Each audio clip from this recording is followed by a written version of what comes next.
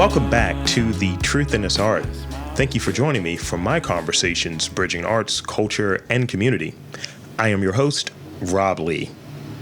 And before we get started, I'd like to remind you to visit our website, thetruthinThisArt.com, for more episodes and to subscribe to our newsletter for the latest updates.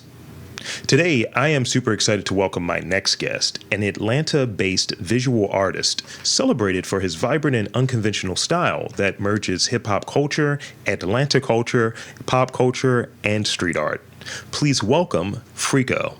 Welcome to the podcast. Yeah, man. Thanks for having me on, man. I'm honored. Thank you for coming on, man. I'm truly honored, man. I've been following your IG and your work, or have you, and I'm like, again, I'm always surprised, like, how did dude say yes? You said, how did I say yes? Yeah, I was like, how did I get this dude? I always like doing podcasts, man. I've been doing shit. I've been on like a few dozen podcasts over the years, man. I like talking. I talk a lot, so, and I got stories. I always got stories to tell. Yeah, we like stories. We like having folks like to share, their insights, share their background, and obviously, sharing the stories. So, we could start off with this one. Like, I gave that very sparse intro, visual artist. What does that really mean? So I want to give you sort of the space to introduce yourself. I think there's a lot more weight in someone describing who they are. Like when I introduce myself, it might not be like podcaster. It might be something else. Somebody say, yo, like I'm, wizard of podcasting. That might not be in my bio. So, how would you introduce yourself in your own words? Yo, it's funny. I just left the mall. I just was down here on the south side of South Lake Mall, and I bought these fake Versace glasses I'm wearing right now. Dude asked me, he was like, "Yo, what do you do for a living?" And I had told him, I said I'm an artist, right? Yeah. And I always tell people I'm an artist to see, where they are with like how they interpret an artist. And so he was like, "Oh yeah, man." He was like, "Oh, you rap?" And I was like, I was like, "No, I mean I have rap, but no, I'm not a rapper." He's, "Oh yeah, so you do music?" And I'm like, "No." And then he was like, "So what do you do?" And I was like, I'm a visual artist." And then the guy was like, What is a visual artist?" And I was like, "Okay, so visual." I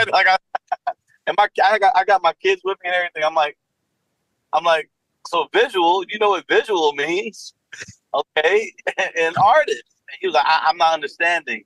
And I was like, "Okay, I said, what would you call someone who paints on canvas or who sculpts?" That's an artist. I was like, so, and then he felt dumb and he was like, "Yo," I'm like, "Wow." I was like, "Yo, I mean, it's just, the internet got y'all hearing artists and thinking straight up rappers." And I'm a black man covered in tattoos buying fake Versace's at the Hood Mall. So I was like, "Yo, nah," but he was like, "Yo, he was like, I've never heard of a visual artist before." And I was like, "Wow, man, that's some wild shit, man." And dude was I don't know, man. I think dude was like Middle Eastern or something, but you could tell he's been here, you know what I mean? Yeah. But I was like, "Damn, bro, you really never heard of that?" And he was like, "Nah." I was like, "Wow." So kind of like gauged me. I'm like, "Yo, that's," but I ain't gonna lie, when I tell people I'm an artist, that's usually what they do. Yeah. They'd be like, "Oh man, like, hey, where can I hear some of your raps?" And I have rap music. I'm a SoundCloud rapper still. Like, I hadn't rapped in years, but I dropped the SoundCloud out like 6 years ago. Yeah. So it's like, but I tell them, and then I walk away. I've let people on just think I'm a rapper, bro. Real talk, because people they'll believe you're a rapper before you're an actual, visual artist. I mean, so yeah, I just tell people I'm an artist, man. I just say, "Hey, what do you do?" I'm an artist. No, if it's for like buying a car, I tell people like, "Hey, I'm a commercial illustrator," because I do commercial shit. Yeah. Sometimes. That pays for, that keeps my credit good. So it's like, tell them that shit. But most of the time, I just say I'm an artist. No, I love it. And, you should, if you run into that dude again, you should say, yeah, multidisciplinary, exploratory, just blow his mind with all of the artist statement words. I don't even, No, I got homies that do that, man. I hate hearing it. It's just cringy. I don't like talking like that highly of the shit, man. Because I consider comedians artists, like all my comedy homies that they I can't draw for shit. I'm like, yeah, but you coming up with these creative ass crazy jokes. Yeah. Like Yeah. you're an artist too. Yeah. I mean, Like, this idea of what it is and what it isn't is really odd. Like I did in the beginning of this year, I did an arc of interviews with comedians. And, because I really wanted to highlight that. Like I respect what they do, I enjoy what they do. And there's is writing that's a part of it, there's storytelling, it's performance, it's all of these different elements. And it's diminished because it's not quote unquote fine art. Or the other thing I wanted to comment on, because I think you'll relate, because what you were describing, um, here, when I say, like, I have a home studio, and every now and again I go to like a few studio sites I got in the city in Baltimore, and I may hit someone like, yo, I'm headed to the studio. They're like, yo, you about to drop some bars? I was like, exactly. no, I'm going to do a podcast. Like, why are you?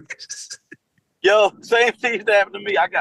Dude, I live in the burbs now, but when I lived in the city, I had a studio down the street. I had a studio for like almost 5 years, and so yeah, I'd say the same thing. I'm about to head to my studio, and they're like, "Oh yeah, you about to go record?" I'm like, "No, I'm about to go cut wood, paint shit." You know what I mean? Like talking about.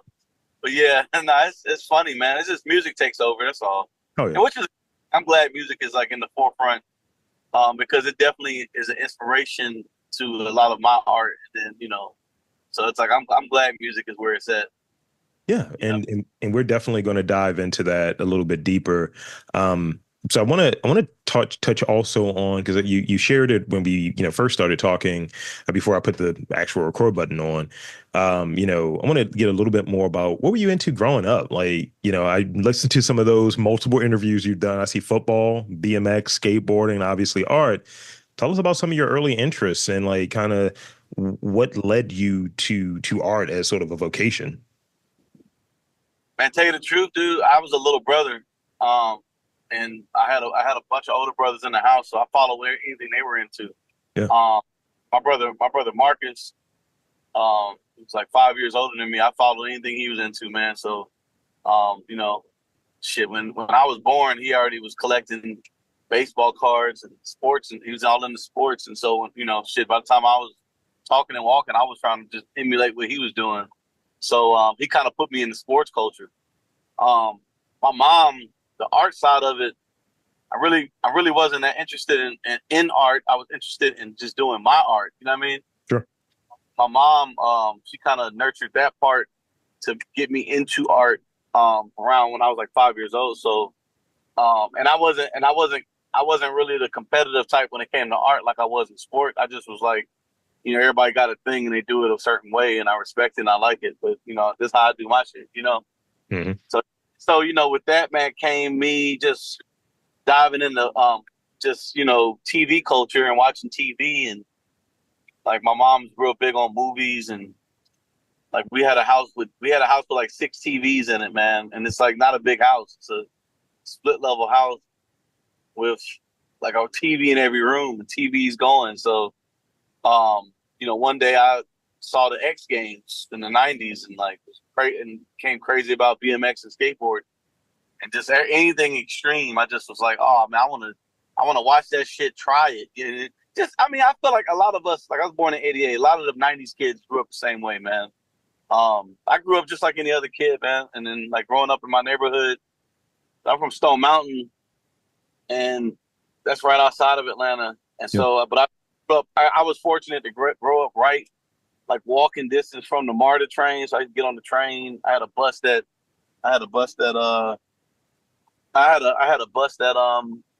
that ran down my street. So the bus stop was like literally 500 feet from my doorstep. So I kind of had like a city kid living just because literally where my neighborhood was placed. Like now, if you went like 4 miles, east, you wasn't getting that. But I literally was able to walk somewhere and like get on the bus to get to the train, and that was like a 10-minute ride, and then get on the train to go to downtown or go to the Braves game or go to the Falcons game. Me and my brother. So it was like I'm fortunate to kind of have that kind of like upbringing. You know what I'm saying?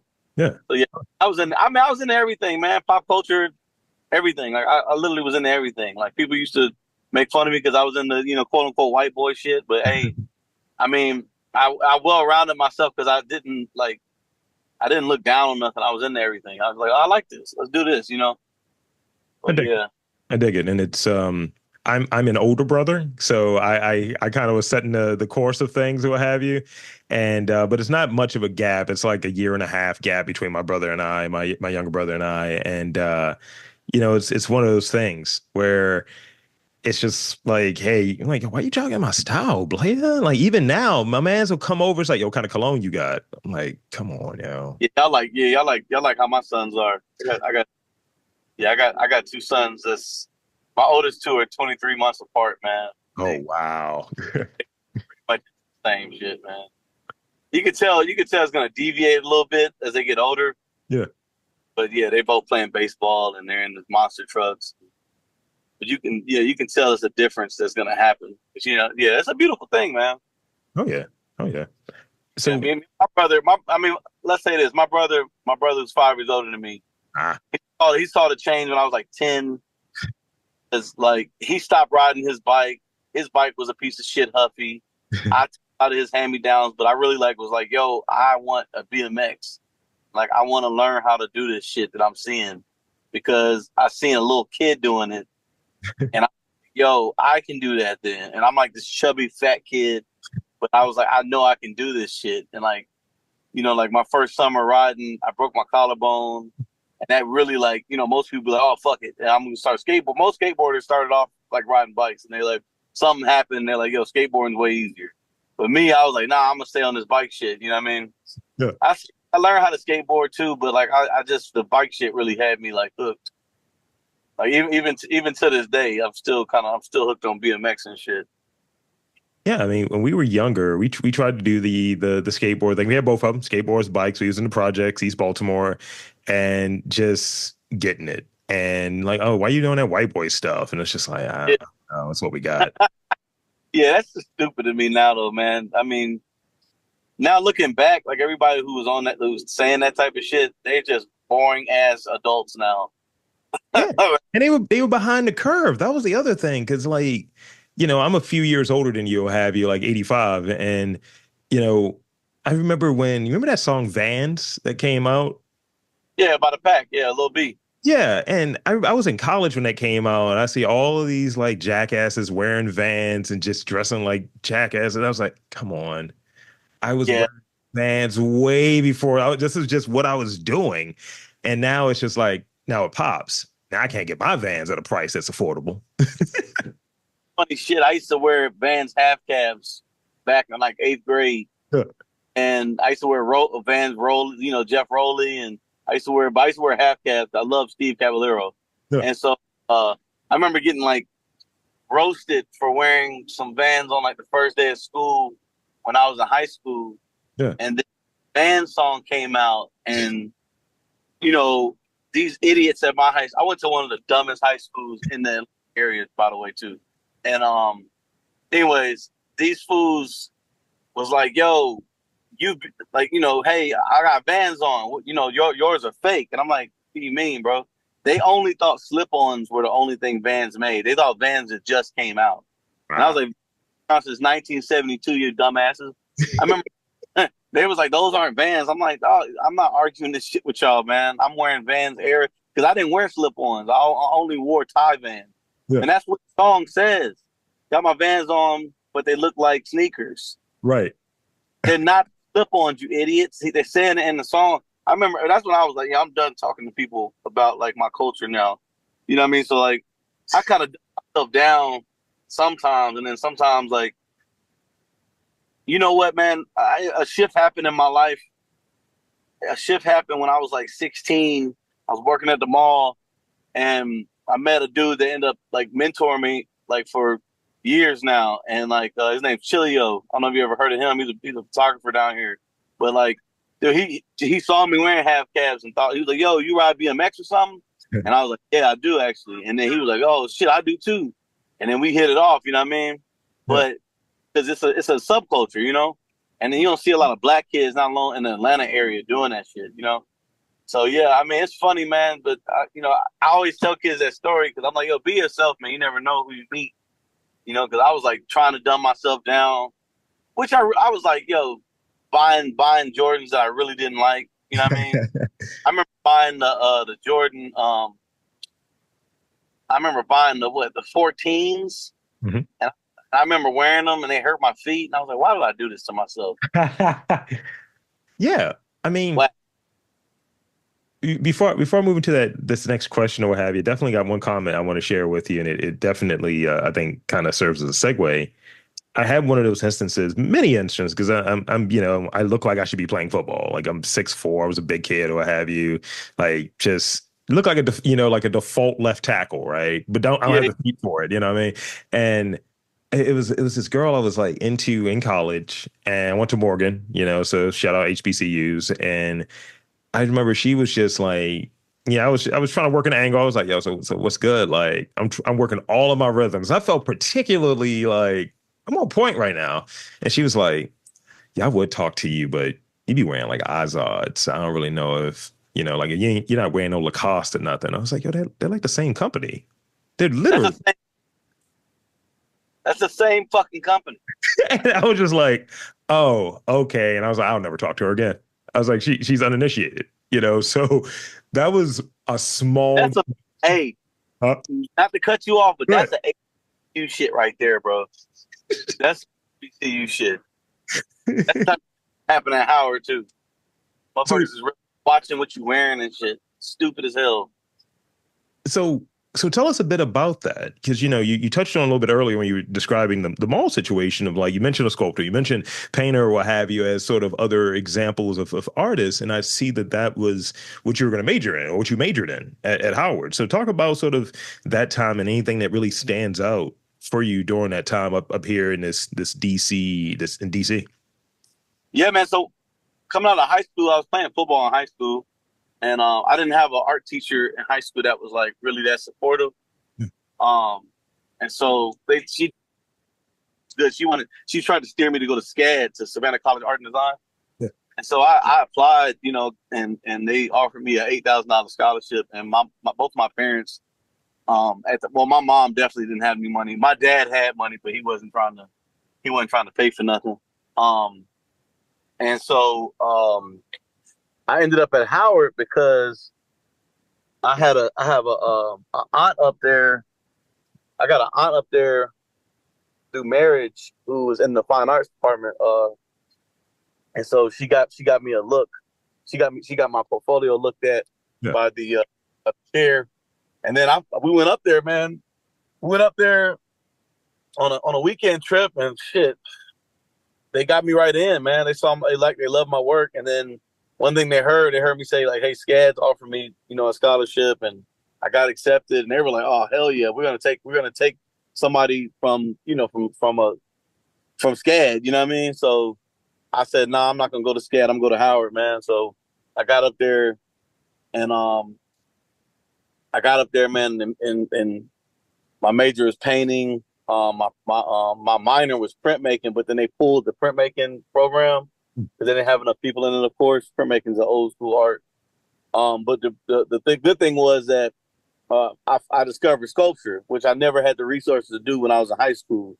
So I started sculpting, started building stuff, and doing just 3-dimensional concept and enjoying it, man. But yeah, the printmaking ended up coming later because the digital photography teacher, his name was Michael B. Platt, rest in peace. He had all the printmaking stuff in his basement, and I didn't even know it. So when he all the stuff from the school, he put in his basement and his row house in DC. And so I ended up learning printmaking, you know what I mean, and like doing everything. So I always tell people I got like a broad degree that I didn't get, but I got a broad education, a 4-year education in like studio art. So it's like I could say I majored in painting, but man, at that school, dude, you do everything. Especially if you're an outspoken individual, your professors, you get in good with everybody, and you're gonna pick up some lessons. That's great. You It's great to get that. that sort of well-rounded background, like, Yeah. And I'm I feel like you can only get that at Howard. I mean, I like HBCUs, but Howard definitely, because it's like that their fine arts building is a family. A lot of like my wife went to Kennesaw State here, in Kennesaw, Georgia, right outside of Atlanta. And I remember like going to their art department, and their art department was really like, "Hey, I do this. I don't speak to them," type shit. And HBCU love is different, man. We speak to each other, and if we don't, we are eventually. You know what I mean? yeah. Oh yeah. Yeah, it might be the first time, but after 4 years of seeing the same people in the department, hey, everybody knows it. We all partied the same way. You know what I mean? Yeah. Like everybody partied and everybody liked the same music. Like nobody was lame. Everybody was family. So yeah, no, it was a great experience, man. That's one part of my life, dude. I would never change, brother. I went to Howard. I loved it, loved it, loved it, loved it. Oh yeah, that HBCU experience is just something else, and no, that's a really good point. And with doing these podcasts, the ones that are done in DC, they pop up on Howard Radio. They're so it was the HD three equivalent, what have you. So having that relationship there as well. Um, so I want to shift gears a bit into sort of your work, your current work, what you're working on these days, like obviously, seeing sort of the hip hop threads, the pop culture threads, and the Atlanta culture, and like seeing those influences. Talk a bit about sort of your personal and creative brands, like those origins of this is how I want to this is the work I want to put out. Like, where did that come from? Man, that came from when I was young, man. Because when I was young, I had my mom supported anything I did, right? But I was a boy. I wanted the approval of a father. My dad, he kind of always had something to say. He's a very opinionated guy. I love him to death, but he has a lot of opinions. So things I would want to draw, I always had in my mind like, damn, what would my dad say? You know what I mean? Or what? My mom didn't give a shit. She just was like, he's being creative. He's being this. She always made a good excuse for me. But when I was young, man, I was super inspired by, the rawness of reality and looking at everything from, a really hard point of view. I never looked at pleasantries. I never was trying to have pleasantries at all. And like as a teenager, like I remember wanting to just do, anything I saw, you know what I mean? And like to have depictions of things. And I couldn't do it in school. Some stuff was just too wild, you know what I mean? But even stuff that like even just like the shit I saw on TV from the shit I saw like in the streets, because my neighborhood, like where I'm from, got real rough when I was like in middle school. So in high school, it just was shit going on all the time. You know what I mean? Yeah. And so I didn't live in Pleasantville, so I didn't think to like do black art, like how black art was like made in the 80s and 90s and shit, just to go over somebody's fireplace. Like I was like, I'm doing my shit. You know what I mean? Yeah. And so and it didn't really come from me looking at other artists, even though I did find artists like R. Crumb and like Wilfred Lamonius later. But I was already just like that. Those ideas popped in my head just off of just who I am and what I'm into, like my interests. You know what I'm saying? And I wasn't doing it for nobody else. I'm still not. I still do all my work for me. Like I get like this rush of dopamine while I'm creating and while I'm drawing the shit I want to draw. I never know how it's gonna come out, and I really enjoy it because of that. I never know. I love that. Yeah. It's important to really have that sense of like, why do you do what you're doing and how you go about it and so on. And doing this, like 800 interviews coming up in the course of 5 years. And Yeah. folks will ask like, so how do you pick this person? Why are you doing this interview? Why you ask that question? Because I wanted to, because I thought it was interesting, because the person was down to talk about it. And I think the thing that brings folks in, I'm able to, as we were kind of touching on a little bit earlier, of like, who's an artist, whose stories matter, things of that nature. You don't get that if you're going for, as you were touching on, sort of whose work is over the fireplace, if you will. Right. And I'm looking for like, yo, I saw your stuff. I don't know if it was the algorithm or if I just got good taste. I think it's a little bit of both. But I was like, I'm Yeah, gonna hit this dude up, and if he says yes, I got questions for him. I got all types of questions for him. yeah, yeah. So No, yeah, it took a while for me though, man, because like it wasn't until I got out of college that I started like showing work. Because I was on the gallery circuit, like college art.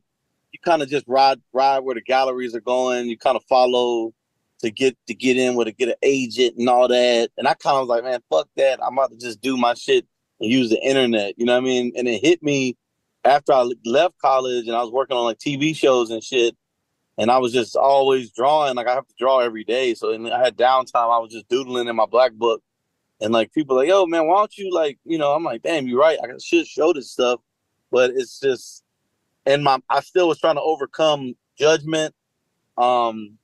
Somebody just giving opinions I don't want to hear, you know what I mean? Or giving like just a critique that they have no scholarship in doing. Like I grew up hearing that shit from just, I hate to say it, but like just regular ass black folks. I don't want to hear that shit no more. You know what I mean? yeah, So, me going out on my own and meeting me and my wife, when I met her and her family was like super, super wild,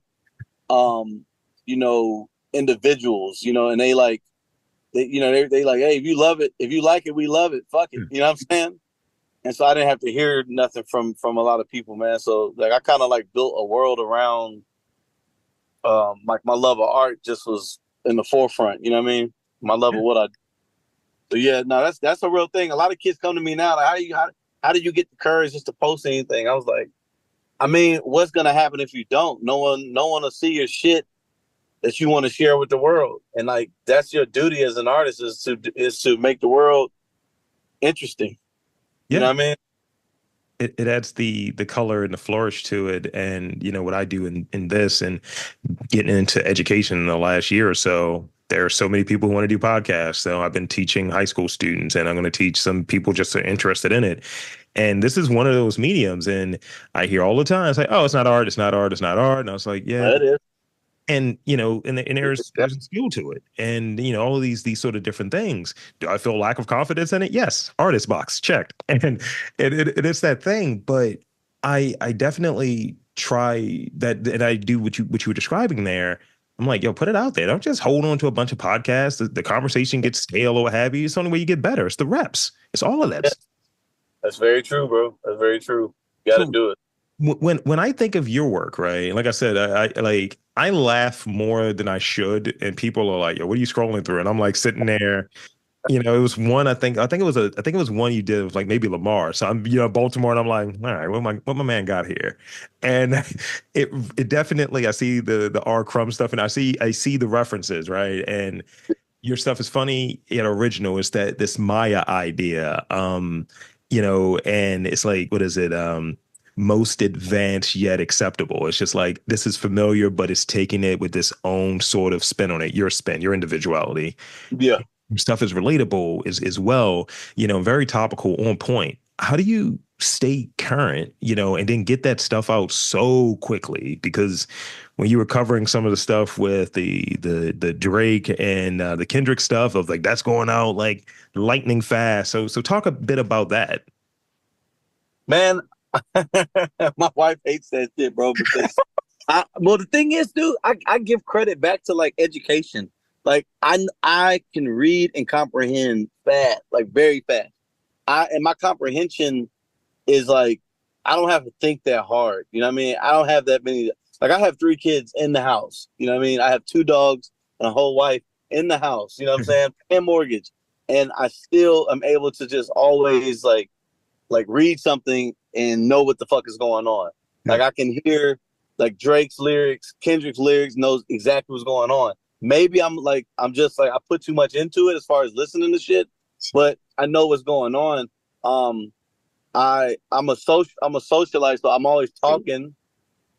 I'm always talking to people. Oh shit.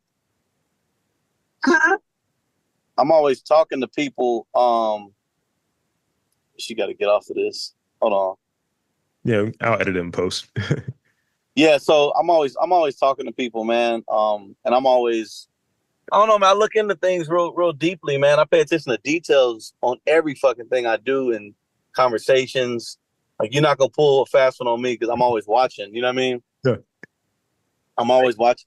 So, yeah, I really to answer that question, I really can't, bro, because I don't know any other way to do it. I know that when stuff happens, it's not that I'm thinking about posting in time. I'm just thinking about getting this shit out of my head because I can't sleep. Yeah. Like, like I gotta get it done. You know what I mean? It's like that Miles Davis interview, and they were like, "If you didn't have music, what would you do?" And you like music being in your head. He's like, "It's always in my head. It's always there. I got to get it out." You gotta get this shit. I know that interview too. Yeah, I'm exactly the same way. So it's like, shit happens, and I'm like, hey, or something like I get an idea, I gotta get it out, and it drives me nuts. It drives me nuts to do it. It drives me nuts to do it. I need to hold on, bro. Yeah. She got to get her phone off of here. Okay, cool. Yeah, so you gotta edit that out, man. My wife's phone's still connected to our CarPlay. Yeah, I get it. Yeah, yeah. Yeah. So, what was I about to say? Yeah, I gotta get out. I gotta get this stuff out, man. And like we was on vacation, right? A couple weeks ago, and like my wife's just like, "Oh my god, we can't go nowhere with this fool." Because he like, if he does not, if he's telling my mom, we on vacation with my mom, and like she's like, if he does not get if he does not draw, he is a grump. If he doesn't get to draw nothing, he's grumpy as hell. And then I am, bro. I gotta be able to draw. And we were in a hotel room. That's why I was like, I can't stay in hotels. I gotta stay in an Airbnb. I need a table. I need a table. I can't be in a small ass box. I need a table. That's all I need is a table and sit a chair. And that's it. You know what I mean? I need and my shit that I need, like my paper, my pencil, my pen, whatever. But yeah, I gotta get it out, man. It's a burning desire. I remember something I just did recently, bro. I slept on it, and I shouldn't have. Oh, the shirt I just dropped with Kendrick. I slept on the shit. I went to sleep because I was exhausted. I had started sketching it, and I went to sleep. I never usually do that. Usually, I do everything at once. Like if I start in that, I'm finishing it like in one sitting. And I taught myself a lesson. I'm like, yo, I can't do that. I got to finish this shit right now. But I tossed and turned. I couldn't sleep. Woke back up at like 6 a.m. and went back down and like started doing the shit. But it fucked with me because I was like, yo, I'm dumb as hell. I should have had this done. And that goes back to college too, man. Because like deadlines are real in art in college, and like I never missed no deadlines. I used to be on top of everything. You know what I mean? Like I was on the dean's list at Howard, man, for 4 years straight. I had straight A's for 4 years, man. And so, no, for 3 years. My freshman year, I had got a B and something, but I had straight A's, bro. I was on it. You know what I mean? Like I'm real particular about doing this shit without having to talk about it. It's kind of weird talking about it right now because I usually don't talk about it. I just do it. You know what I mean? Yeah. Yeah, that's what it is, man. I get shit out, man, and I'm just paying attention. And then I find a lot of stuff interesting, you know, like I'm into things, you know. And if I can't find the interest, I won't do it. Yeah. You know, so when I take commissions, I take a lot of commissions, man. And people try to get me to do stuff that they would see it in their mind. I'm like, yo, but if I'm not interested, the shit ain't gonna come out right. Like it's not gonna look good. It's not gonna look good. You need to do it. I always tell you do it then. How about I just let you do it? And I'm definitely want to dive into that a bit more. But it's this thing that me and my partner, we talk about all the time. When people have these takes, these hot ass takes, and it feels like ill-informed, or as you were saying, they don't have a scholarship for this. We do this thing. It's like, yo, where's yours? You should just do it. Like, Yeah. Yep. I have people in the DMs. Well, again, why would you ask that question? You should have asked this. I was like, well, this is where you get these mic from. These are the mics that I use. Yep. This is the time I require. I use Calendly. I give the full map, right? Now it's a class, but I give the full map of how you go about and do what I do. Here, you do it. Yeah, you do it. The best questions. Right. Everybody, like Isaac Hayes said, man, everybody has a way of doing a thing. Yeah. You know, he did it his way. You know what I mean? And respect it, and if not, like, go do it your way, man. It's a billion people in this world doing the same thing. Do it your way. So yeah. So much opportunity to get your stuff out there. As you were talking about having to get it out there, I think even when people make their attempt to do it, it's like the irrationality, the sort of courage or ignorance, if you will, just say, I'm just gonna put it out there and Right. just see what happens. I think even if people can do the same thing or similar stuff, that's a trait that's just lost at times. Like, Yeah. and I do a lot. I put a lot of stuff out there, and I see that you're regularly putting up images of work that you're working on.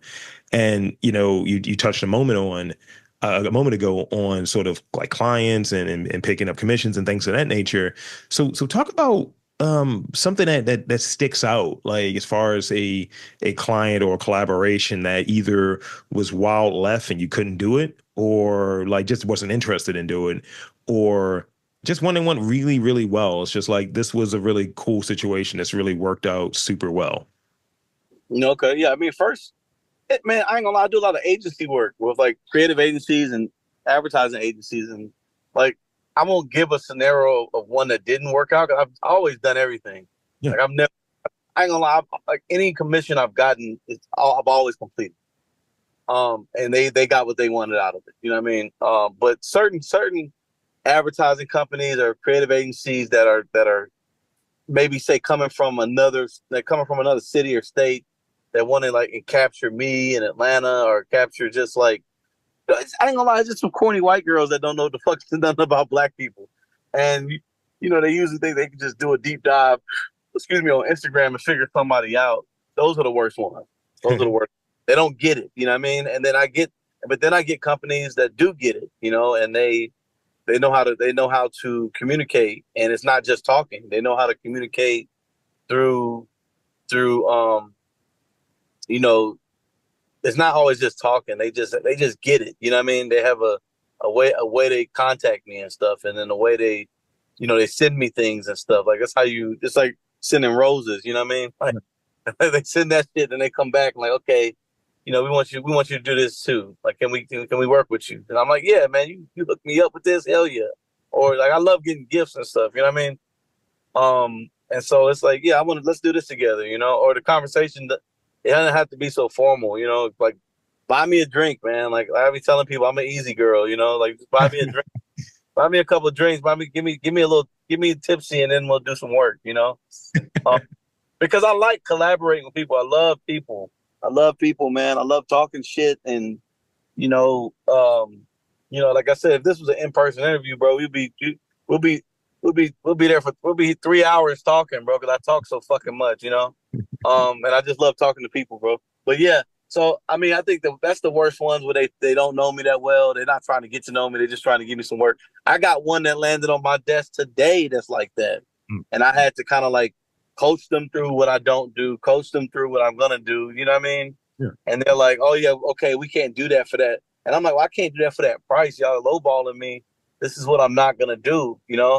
Um, I don't tell them what I used to tell them. My wife told me to stop saying it because I was like, "Oh yeah, I got 3 kids." I don't do that no more because everybody don't need to know that. But I'm like, yo, obviously I got responsibility and I'm doing everything on art. Like I don't work anywhere. You know what I mean? I haven't worked in 10 years. It's been like this past March was 10 years of being freelance. You know what I mean? And so, and I've like built a life off of it. So it's like I don't play around when it come to that kind of shit. So yeah, I mean, me and I don't like say I partner with people. I hate saying collaborate. I partner with brands. Because I don't some stuff that I put out with brands is not something I would put out for myself, of course. A lot of shit. I'm just like, I wouldn't do that. But I'm gonna do it with them because they're paying well and people love it. Somebody I know, and I know somebody likes this shit. You know what I mean? So, I did some shit this year.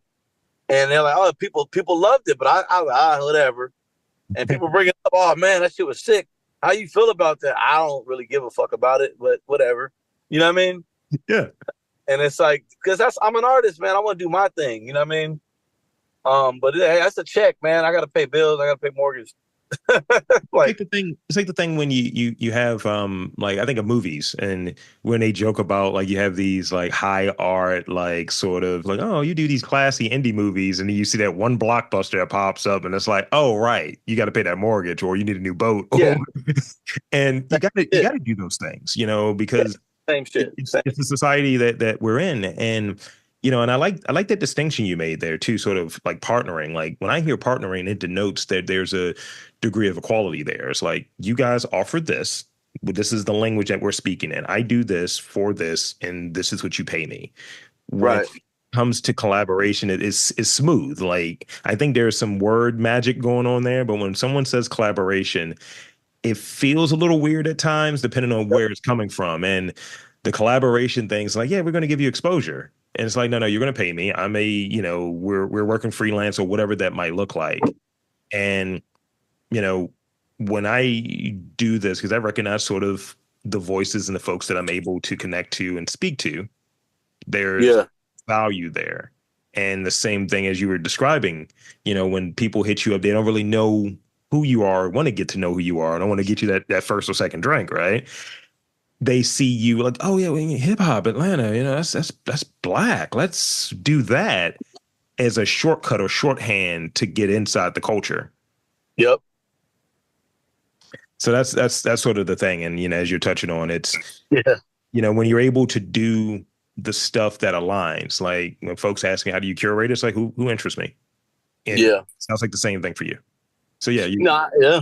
And now, dude, I'm starting to get like these like gigs where I'm like getting hired. I just did something with a media company this past weekend, and I got hired on as an influencer, and that shit's weird as fuck because I'm so used to doing work and this is third time I got hired on as an influencer in like the last like 4 years. It's strange. It's so strange. And I'm like, what the fuck do y'all want me to do? And they're like, oh, just promote the event and like show up, hang out, and just interact with people. And I was like, what? You guys gonna pay me that to do that? They're like, yeah. Because I asked them, I was like, yo, how much does influencers? Because they was like, yeah, what's your budget for influence stuff? And I don't do it. Like, how much do y'all really? And they was like, oh, somebody like you probably get this. And I'm like, oh, really? And they was like, yeah. They was like, you should do more influencer shit. You're a personality. I'm like, yeah, but it's weird because I'm used to doing so much art and just like working. I'm like I'm a workaholic really, Yeah. and but I don't know, man. But the thing is, like then they hit me and was like, hey, did you get any like photos and videos? I'm like, I mean, barely. I got like maybe like 7 photos, and they were like, I thought my job was to hang out, and they was like, oh yeah, but most people like take pictures. I was like, nah, I ain't gonna lie. When I'm in front of people, my phone's in my pocket. Yeah. Like I'm like, oh, I'm old school. I talk to people eye to eye, and like I'm not about to have my phone looking at my phone like while I'm talking there. Like I talk to individuals and laugh and like cracking jokes. My phone was in my pocket. I'm sorry. No, it's Like the same for me. I'm organic, It's the same for me, and I've gotten real selective as to where I'm at, and as sort of the profile gets bigger, or however that might feel, or I've been hit with the influencer thing a few times. I was like, I don't know if I'm your guy. I was like, Yeah. I'm awkward, I'm off-putting, I'm good one-to-one, but if it's like, hey, work around, be man on the street, yeah, it's not really my skill set. It's not really what I do. I'm capable of doing it, but it takes a lot of energy out of me. You want to see surly Rob? You you can see me be surly. Yeah, well, I'm gonna crack jokes, man. But I got to the event, bro. I'm thinking they had a bar there. I drink, man, and they had that shit was sober. It was water. Oh, no. I said, God damn, bro. I was like, I'm about to have to talk to people 4 hours sober. But it was cool, man. I feel like a kid again. You know what I mean? I feel like the 10-year-old kid that just ran his mouth all day at camp. You know what I mean? And just talked to every fucking buddy. That's who I was. So I'm really in touch with my youth side, and like I guess like when I was a kid, I'm very, very still in touch. I remember everything. Like I feel like adults, it's a crime for adults to forget their childhood. You know what I mean? Mm-hmm. Like bad and good. I remember all of it, and I cherish it. You know what I'm saying? I think that's like I feel like artists have to have that to be an artist. You cannot be an artist as an adult without being a child still. You know what I mean?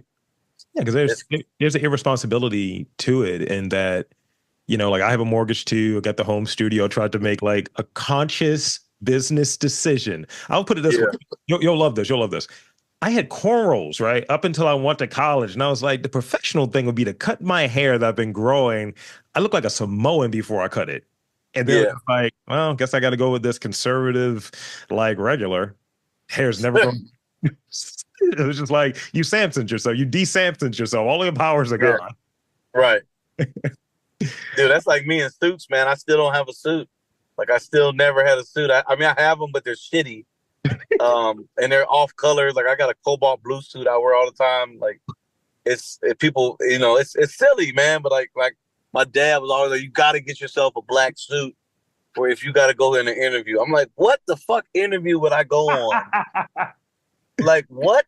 And, and I'm honestly, he told me that shit when I was like 18. When I was going to Howard, he was like, you need to buy yourself a suit when you get up there, because you got presentations. I'm like, what the fuck do I need a suit for?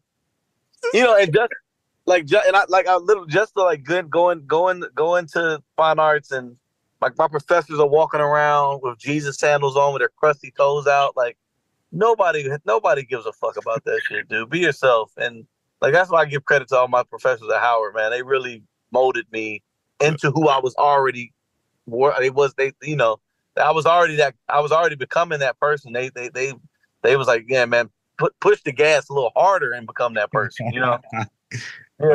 Quicker, bro. Like, and Yeah, I mean, yeah, because they saw it. They was like, yo, this dude's a fool, man. And they was like, but goddamn, he works so much. He parties so hard. This is who he is, And so when I was leaving the school, I didn't graduate. I had a situation where I could have graduated, but I wasn't trying to. I didn't have the money to pay. Howard, probably like Morgan State, does this too.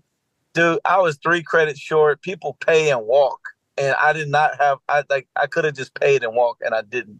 I didn't have the money. My grandfather, rest his soul, had the money. He didn't believe it because he's old school. He was like, "There's no way you could just pay your way through this." I'm like, dude, I was on dean's list. They're happy for me to graduate, and I didn't pay shit. I just said, "Fuck it, I'm leaving." I said, "I'm leaving." I finished my program. I did my senior thesis and everything, but I couldn't. I had 3 elective classes that I didn't take my freshman and sophomore year because I was too busy doing art. So yeah, yeah. I gotta, yeah. So it's a situation where I can't. I do want to get my degree because I want to teach, man. I do. I want to teach, but I don't want to teach in a public school. You know what I mean? But I want to teach. I want to be able to educate kids. You know what I'm saying? No, I hear you. And, it's a similar situation. I almost like, I was scholarship, all of that stuff. I got it in the 4 years. It was fine, but definitely they made it very challenging that second semester, senior year off of one goofy ass class that didn't really matter. I just didn't take the honors version of it. And me and the teacher had some static. And I was like, yo, we may have a physical situation in this class of actually taking. Oh shit. Yeah. That's some HBCU shit, man. I was like, it's in all of our best interest. Yeah. He and I don't like the notion of a giant black man calling other black people monkeys. I don't really jam with that. Hell no. I can't jam with it, and that's what my point. Yeah, nobody should do that. Period. Right. And no besmirching of any school or anything along those lines, but that was sort of what my individual experience was, and I was just like, I have an alternative for us. So. There's one other thing I want to go into real quick before I go into these rapid fire questions, and I relate to this, like, in listening to you talk or what have you. I don't think you're an Aquarius, but I'm getting some vibes. I'm an Aquarius. I always look for the brothers, but I was. You said an Aquarius? Yeah. Now my dad's an Aquarius, and my middle son's an Aquarius. I'm a Sagittarius. Okay, both of my parents are Sagittarius, so it's yeah. It's like it's around. It's like I know this sensibility. I know this energy. But I remember watching this video, and I think it was it's definitely you're talking about BMX or what have you. And I was doing my research, and it was one where I think you were talking about sort of maybe this desire to leave Atlanta or what have you, and maybe try to make it more like New York or something to that effect. But you ended up thriving. In Atlanta, as you've been describing, like you're crushing it or what have you. Could you talk about sort of that experience? Because I relate in that when you're at a place, things feel familiar and so on, and then you feel like maybe I should leave. Maybe I should look at other opportunities. Maybe I'll be bigger here or bigger there. And I think it'll be beneficial to like folks that are questioning where they're at and what it could mean for their careers in the arts. Yeah. Man, you probably that had to be like maybe 8, 9 years ago, probably when I said some shit like that. For real. I dive deep. I dive deep. I don't Yeah, know. yeah, yeah. I mean, dude, man, I ain't gonna lie. I was always trying to get back to up north. You know what I mean? Yeah. I did not want to move back here.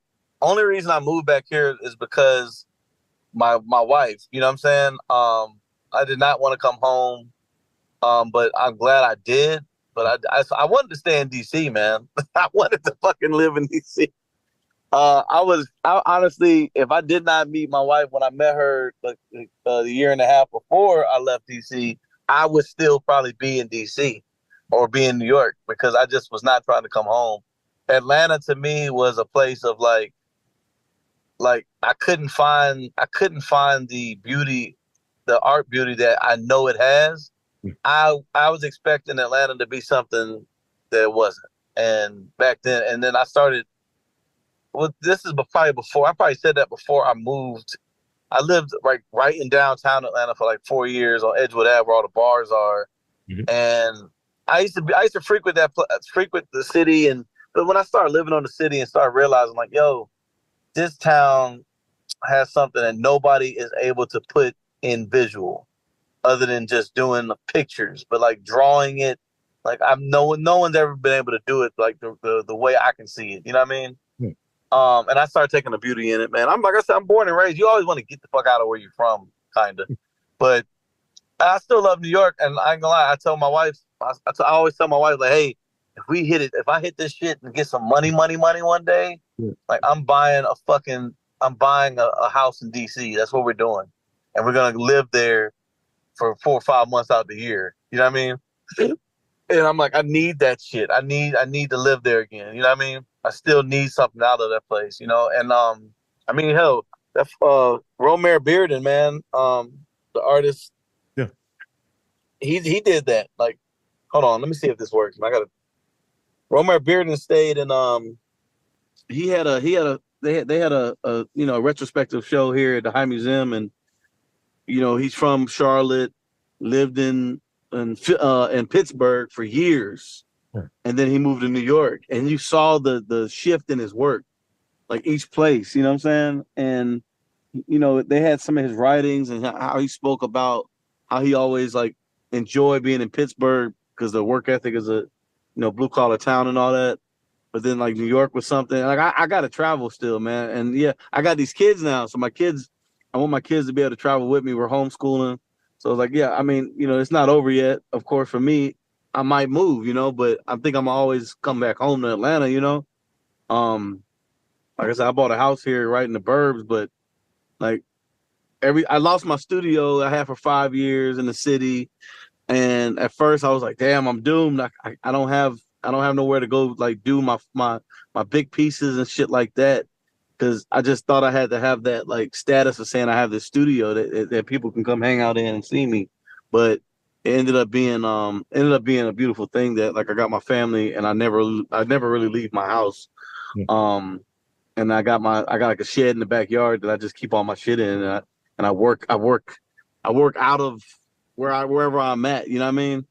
In my space, and my kids are right with me. So I have a new type of life, you know what I mean? That I kind of created, me and my wife created for ourselves, man. So like me saying that, dude, I was still trying to run and hide from something I needed to do in the city, and I did it, and I'm still doing it. But yeah, I mean, I still want to go to New York, and I don't know if I want to live in New York, but I'll live in DC and take that train ride, man. You know what I mean? Like I definitely miss DC though, man. I definitely miss DC for sure. I got something. When I get older, I want to be there more than here. You know what I mean? I hear you. When you Yeah, like when you take that train up, man, make sure you come through Baltimore, man. Make sure you say what's up, huh? yeah. I love Baltimore too, man. I love Baltimore, man, and it's just I'm a Sagittarius, man. Sagittarius got to travel. Like you know what I mean? I got a solo show open in Portland in a couple of days, and like, dude, I haven't traveled in so long by myself. I'm so nervous because I'm like the dad that literally is just with his family all the time. You know what I mean? Yeah. I'm the dad that's never by himself. I don't even know what to do by myself. Like literally. I don't, man. I really don't, man. last time I did Art Basel was what? I haven't done it in so long because I don't like leaving the kids. I don't like leaving, man. I would turn down some shows at Art Basel every single year because I just don't like Art Basel either though. I love Miami. I spent time in Miami too, man. I worked down there when I first got out of school. I was there for 6 months, and I really dug into Miami as far as like the scenes and stuff down there. I was all over the place, just watching and pulling. I'm a voyeur. I'm a voyeur kind of guy. I watch every fucking thing, man. And I get something from it. I guess it's artist, man. I watch things. I pull reference, you know what I'm saying? Yeah. So From life. let me throw this one thing at you, and thank you for sharing that piece, because I think it's really important. Like when folks you're thinking about it, it's sort of like home is always home, and you always have those places you want to go to. Like I'm at this stage, I'll be 40 in January, so I'm really thinking I don't have any kids, and I'm thinking like splitting time, that's a very alluring thing. Like between here and it's probably going to be the South. It's probably going to be New Orleans. Like that's my speed. That's my type of city. And I look for a piece of Baltimore in any of these places that I go that I may consider relocating to or splitting time in. But you don't want to have that as a box that's unchecked. So definitely your sentiment about got to get back up north. It's like, this makes sense. Yeah. Circumstances dictated, sure. But this is what it is right now. And this is, it's important. It's not like you're slumming it or anything. And I feel the sort of same way. Yeah. I mean, let me say this real quick. Yeah. I love places, and I have a spiritual connection with like where I feel free at. And DC DC had this, they still have a skate park. It's called Shaw Skate Park, right? And it's been renovated like 2 different times. And I used to be there every fucking day. Everybody knew it. And I used to hang out, drink beer, smoke weed, just doing just the shit that we do there. But it's funny because the same characters I knew in DC is a skate park in Decatur, Georgia, right off the MARTA, called McCoy, that I've been going to since I was 12, and it had the same vibes, bro. Same vibes. Like it's just a kick around, talk shit skate park. It's nothing like crazy. It's just small. You hang out, and so I would come home, be at that skate park, be like, damn, I wonder what the fool's doing at Shaw. And then I'll be at Shaw Skate Park in DC and be like, damn, I wonder what they're doing at D Park. And I'm like, I was conflicted because it literally had the same characters at each park. Same characters. I knew this one skater who ended up moving from DC to Atlanta, and he did the same thing. Like he would see me literally in DC and then sometimes see me in Atlanta. And he's just like, yo, he's like, it's trippy seeing you here. And then I see you at the park there. I'm like, I know, bro. It's weird, man. But he was like, I'm like, but I honestly I don't know, man. Like I was conflicted for years, man. I honestly didn't know what to do with my life. The kids, me having kids, getting married, having kids really like, made me sit my ass down. But I was like, yo, I need those kind of freedom vibes. But now it's funny because like everything just lives in memory now, and like I'm good with it. My kids have brought me back to the childhood that I forgot about somewhat. You know what I mean? Especially my oldest son is 6. He's doing a lot of shit I did when I was 6, and I'm like, dude, I gotta give him the best childhood he can. Like I had a great childhood growing up, man, and like we was middle class poor, sometimes poor. It depend on the child support payments, but like we didn't know it. Like my mom tells people all the time, like, yeah, hey man, for years we was poor, but like they didn't even know it. It's like she really gave us a good life. You know what I mean? Yeah. We couldn't tell, man. I didn't ask for much, man. I worked my ass off. I cut grass. I knew how to hustle, man. That's where a lot of my hustle comes from. I need that. I'm gonna go get it. I'm not, I'm watching my mom. She's struggling to pay bills. Fuck it. I'm gonna go do this shit. I'm gonna go get this money. You know what I mean? Oh yeah. And I'm 10 years old doing that shit. So yeah. But nah, man, that's a great question, man, that you asked. I know it segued into a whole bunch of other shit, but yeah, I definitely was a younger guy when I said that. Like I'm cool now. I'm not gonna move to New York now, but definitely not now, dude. New York is not New York no more, man. Yeah, and it's not the New York I remember.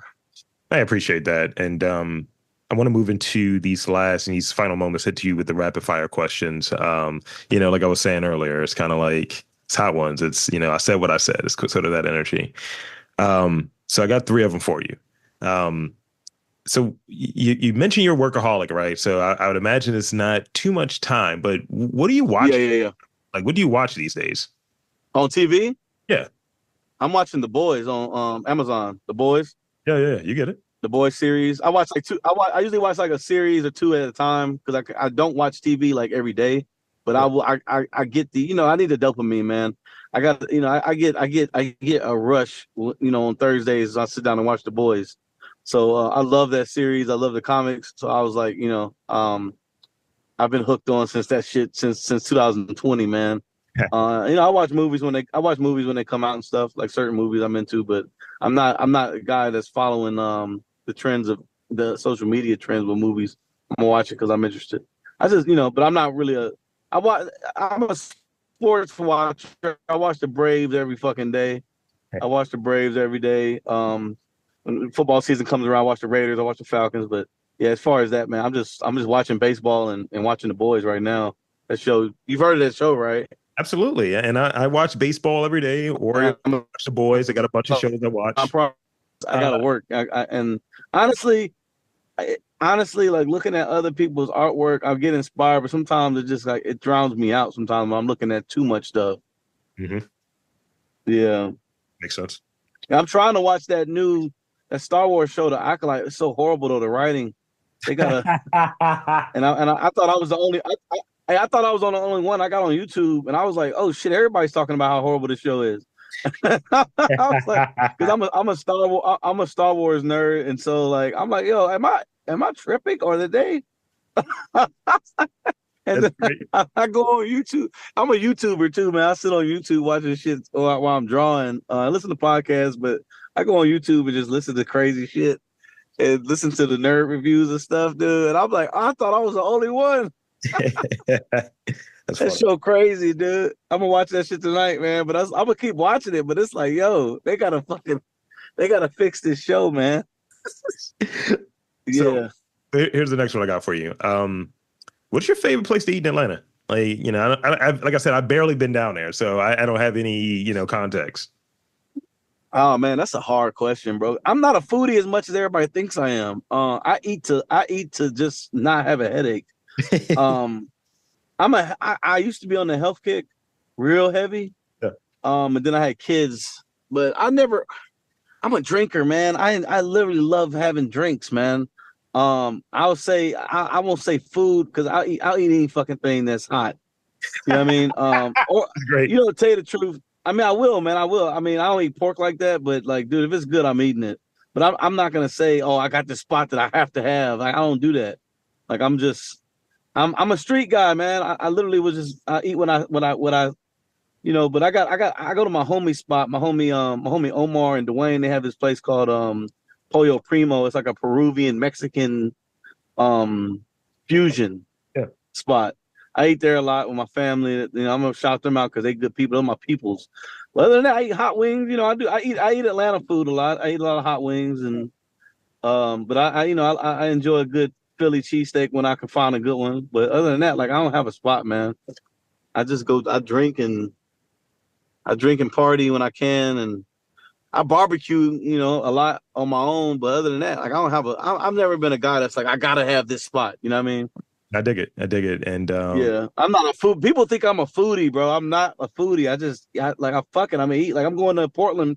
Everybody's like, oh, I got all these food spots for you. I'm like, dude, I know, I'm friends with Action Bronson. But I'm not Action Bronson, bro. I'm not about to fucking sit here and eat all this food. You could get me. I'll try some different gins, some different. Give me some liquor. Give me some liquor, man. Like I'm gonna drink. I know this trip. I'm going by myself. My wife is like, "You barely gonna eat, huh? Barely gonna eat. I'm gonna be pounding beers, drinking gin, taking shots of tequila. I'm not fucking eating like that. I eat just to drink." No, I hear you. And here's the thing. Yeah. This is one I'm just gonna replace it with just because of what you just said there. Yeah. I tend to drink an old fashioned wherever I go. That's sort of my go-to drink. What is your go-to drink? Just gin, dude. If I go somewhere, I want gin. I want gin, shaken, and that's it. And it's not a martini. I just want a gin neat. I want your gin. And then people are like, "What the fuck?" I'm like, "Yeah, I want a gin. I want a gin neat. Double that bitch and give it and give it, shake it up and give it to me like that. No rocks. Gin neat, gin That's neat." And they're like, "You want straight up gin?" I want straight up gin. I'm a purist. If I do a cocktail, I drink, I like Negronis. okay. But other than that, I like a Negroni here and there. Usually if someone else is paying for the drink, I order Negroni. If I'm paying for it, just give me a gin neat. If somebody's gonna treat me, I'm like, hey, yeah, give me a Negroni, and then my next drink will be a gin neat, and then my third drink will be another gin neat, and then my fourth drink, I'll get a gin and tonic just to get the water in there. But like, I usually just get gin straight up. Yeah, because I used to drink gin. I mean, dude, Seagram's Gin was sponsoring me for a year in 2015, and I almost died, bro. I was drinking so much gin. It's ridiculous. Yeah, it was a daily just drunk on the streets of Atlanta, and everybody knew it. They're like, "This nigga's drunk as fuck." I'm like, yeah, man. But like, and then people be like, "Yo, you was drunk 5 hours ago, then you went home and drew some shit and put it out on Instagram, Yo, and then you're back out on the street." I'm like, "Yeah, I just did that real quick. I yeah. thought about it, I had to go do it." Yeah, I'm like, "Yeah, I had to go." Yeah, so nah, I definitely enjoy a good gin drink, man. Okay. Okay. Then you know Yeah. what? You know what? You come up here. The Negroni and the first gin is on me. Oh hell yeah. Nah, yeah. That's what we do, man. We just trade drinks, man.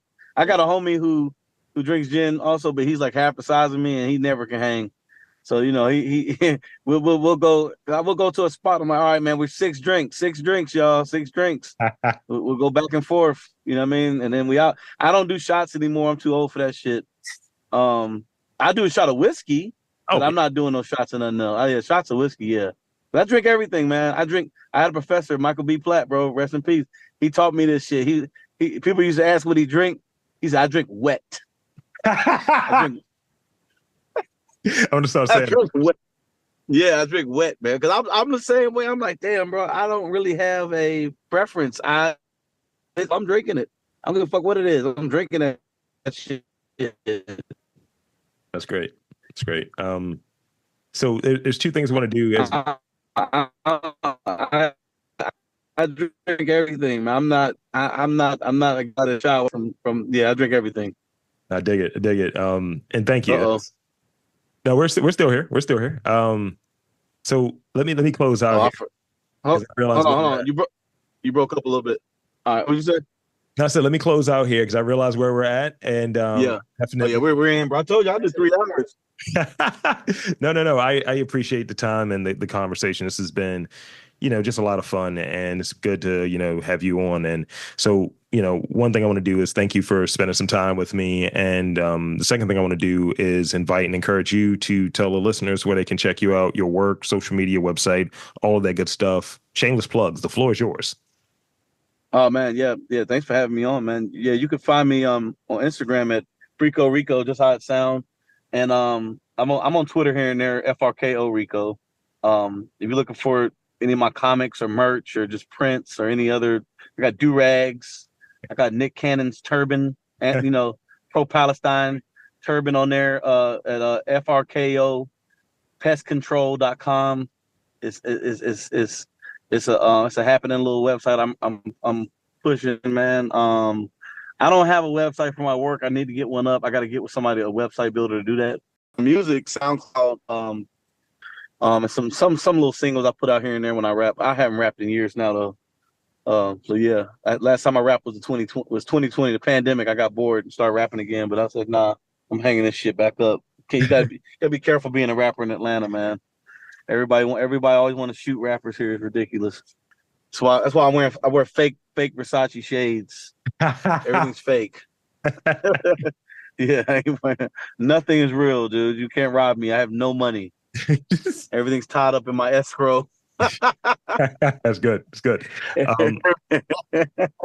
And there you have it, folks. I want to again thank Freako for coming on to the podcast and spinning the yarn with us and telling us about his journey.